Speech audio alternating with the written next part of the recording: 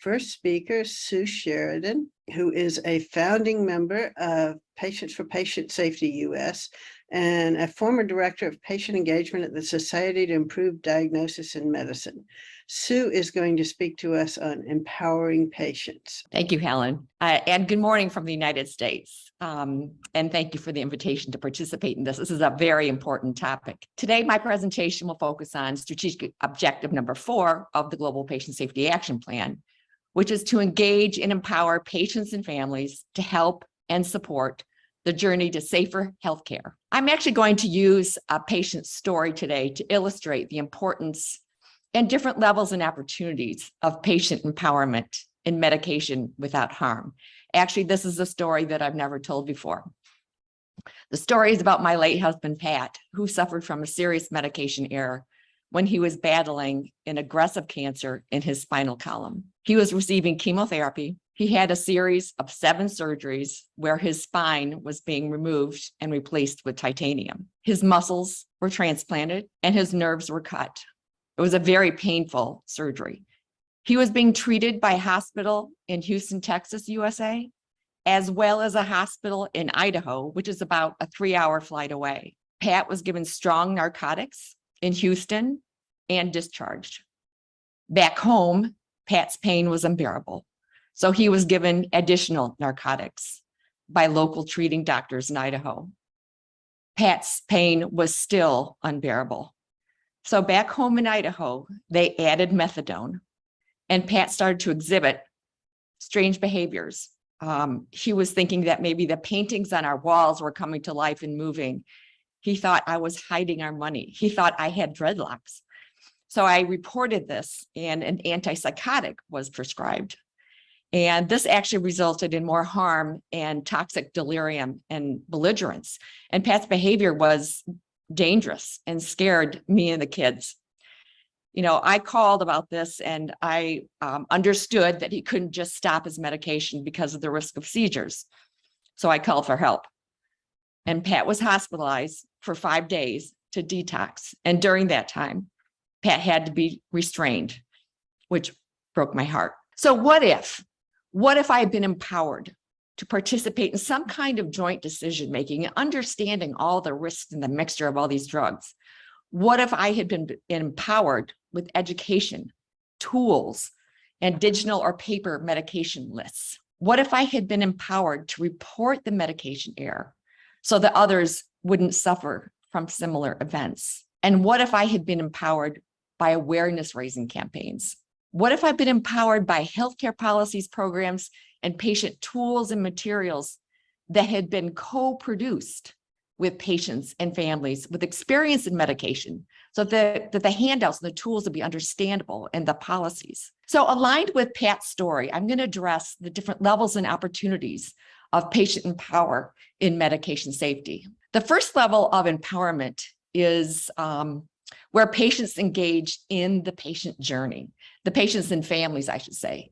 You know, this is illustrated in the WHO's 5 moments for medication safety, an excellent tool. Again, aligning this with Pat's story, you know, what if during the starting a medication moment, I had asked, what are the risks of all these medications? During the taking my medication moment, what if I had asked, what should I do if Pat has side effects? I didn't even know the side effects. During the adding a medication moment, what if I had asked, can this medication interact with other medications? And during the reviewing my medications moment, what if I had asked, how often should Pat's medications be reviewed? And during the stopping my medication moment, although I did ask about this and I learned that Pat's medication should not have been stopped. And that was helpful that I did ask that question and learned. The next patient level of patient empowerment is where patients engage with patient, civil society, and community organizations in advocacy and awareness raising, such as raising awareness about medication safety and reporting systems, and collecting and sharing of patient stories of harm from unsafe medication practices. The next is developing and disseminating patient education materials and tools on medication safety. And I want to give a shout out to Regina Kamoga, that is a PFPS champion in Uganda, who leads a community health and information network known as CHAIN, that has an empowering model that focuses on building patient safety and health literacy, knowledge and attitudes about medication safety in school-age children. It's a wonderful model for us all to learn about. The next opportunity is advocating for full inclusion of patients and families in all medication safety planning and programming. The next level of opportunity is recruiting, building capacity, and mobilizing medication safety advocates, and participating in public awareness campaigns, and identifying and advocating for new medication safety funding policies and legislation.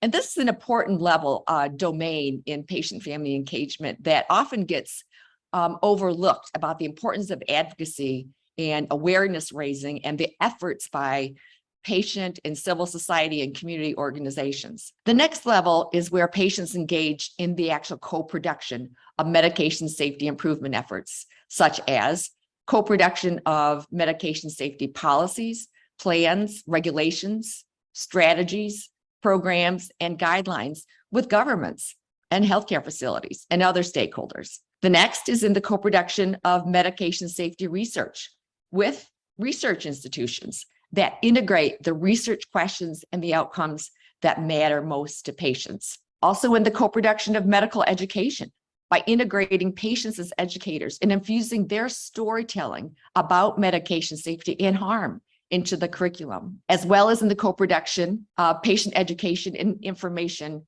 with governments and healthcare facilities, professional organizations, media, and others, and in the co-production of patient-centered packaging, labeling, and other safety issues for medicines with industry.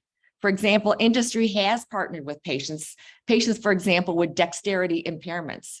They've held focus groups and conducted surveys to capture the patient's preferences regarding safer packaging. What can you do now to empower patients in medication safety in your organizations?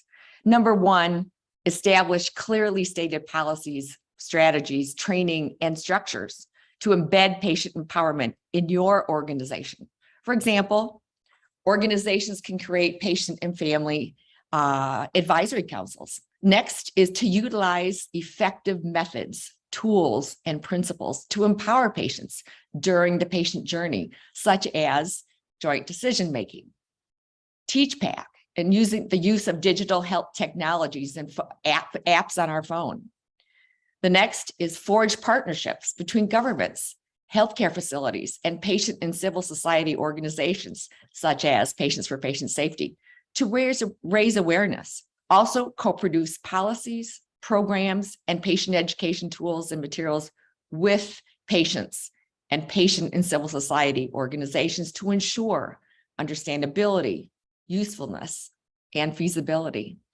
And finally, develop processes to monitor and evaluate the effectiveness of patient empowerment. Returning to the Global Patient Safety Action Plan, it is stated in the plan that patient engagement and empowerment is perhaps the most powerful tool to improve patient safety.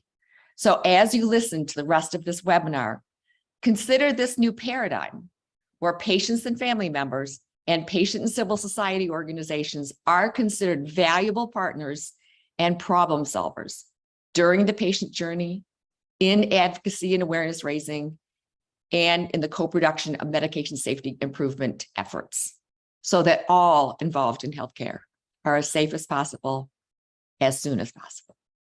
Thank you.